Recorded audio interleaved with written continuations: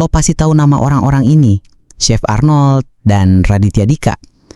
Lo mungkin tahu kisah suksesnya mereka, tapi di video ini lo jadi bakal tahu kemampuan atau ide layak dijadiin bisnis dari mereka yang mungkin ada dalam diri lo saat ini.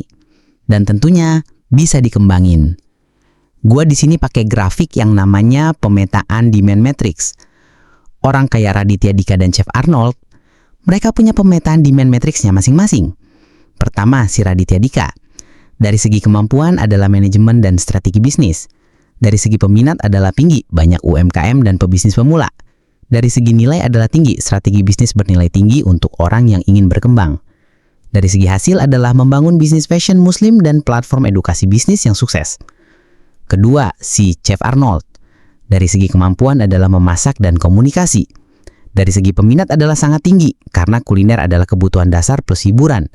Dari segi nilai adalah tinggi, branding personal plus entertain plus expertise. Dari segi hasil adalah sukses jadi chef, influencer, dan pengusaha kuliner. Kalau lo tertarik, jangan skip video ini. Intinya, banyak orang ingin berbisnis. Banyak juga yang gagal sebelum memulai. Alasannya ironis. Karena mereka nggak tahu bisnis apa yang ingin mereka jalanin. Lo nggak akan bisa menemukan ide bisnis apa yang tepat dan terbaik untuk diri lo sendiri kemanapun lo cari. Kalau lo cari ide bisnis di YouTube, Google, TikTok, banyak banget tuh yang kasih list. 10 ide usaha tanpa modal lah. 7 bisnis sampingan ibu rumah tangga lah. Tapi tetap aja bingung milihnya. Kenapa? Karena sebenarnya jawabannya bukan di luar, tapi di dalam diri lo sendiri. Seperti biasa gue akan bagi jadi beberapa bab supaya lo paham. Bab 1. Mengenali diri sendiri. Lo tuh sebenarnya udah tahu bidang apa yang lo suka. Mungkin juga udah kepikiran mau jualan apa. Tapi yang bikin ragu tuh ini. Bisa gak sih ide gue ini dijadiin bisnis? Gue bisa bersaing gak ya? Cocok gak buat pemula kayak gue? Makanya video ini penting banget. Karena hari ini lo gak cuma nonton, tapi lo akan mulai nentuin satu bidang bisnis yang paling cocok buat lo. Bab 2. Pemetaan kemampuan. Kita mulai dari hal paling basic. Apa yang akan lo jual? Karena bisnis itu ya tentang menjual sesuatu. Bisa produk, bisa jasa, bisa ilmu. Dan biasanya pengusaha yang sukses tuh menjual kemampuan dirinya sendiri. Contoh, ahli marketing jual pelatihan marketing. Jago masak jual makanan. Bisa desain ya jual jasa desain atau bikin kelas. Jadi langkah pertama, kenali kemampuan lo. Tapi bukan cuma sekedar tahu ya. Lo harus bisa milih mana kemampuan lo yang paling berpotensi dijadiin bisnis.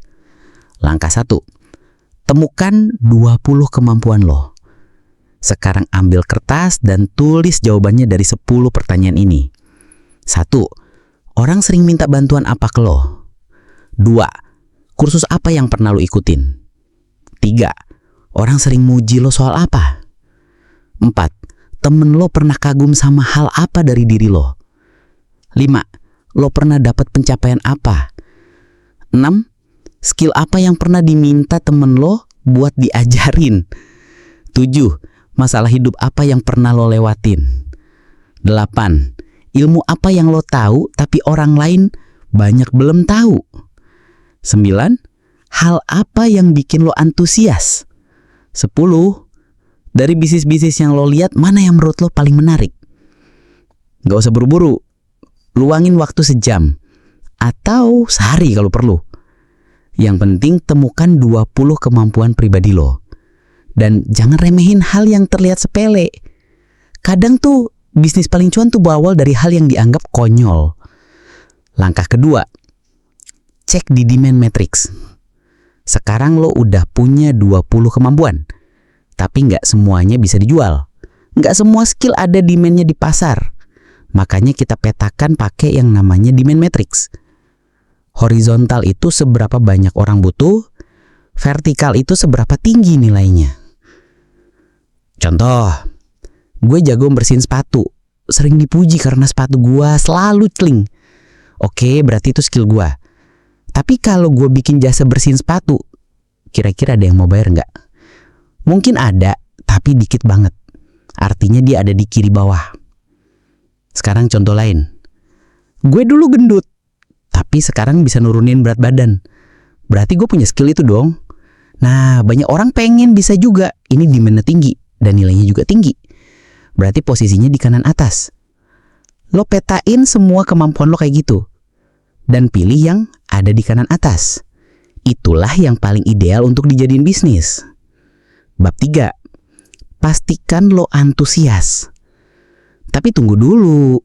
Meskipun suatu bidang punya banyak peminat dan skill lo bagus di situ, tapi kalau lo nggak antusias, itu juga masalah. Karena bisnis itu nggak cukup sekedar cuan. Lo harus suka ngejalaninnya. Gua misalnya bisa desain, tapi jujur gua nggak suka-suka amat. Jadi nggak gua lanjutin sebagai bisnis. Sebaliknya, kalau lo punya skill menulis dan lo suka banget menulis, itu bisa jadi kekuatan. Penutup plus CTA. Sekarang, sebelum lo lanjut nonton video gue berikutnya, lakuin dulu 2 hal ini. 1. Tulis 20 kemampuan pribadi lo.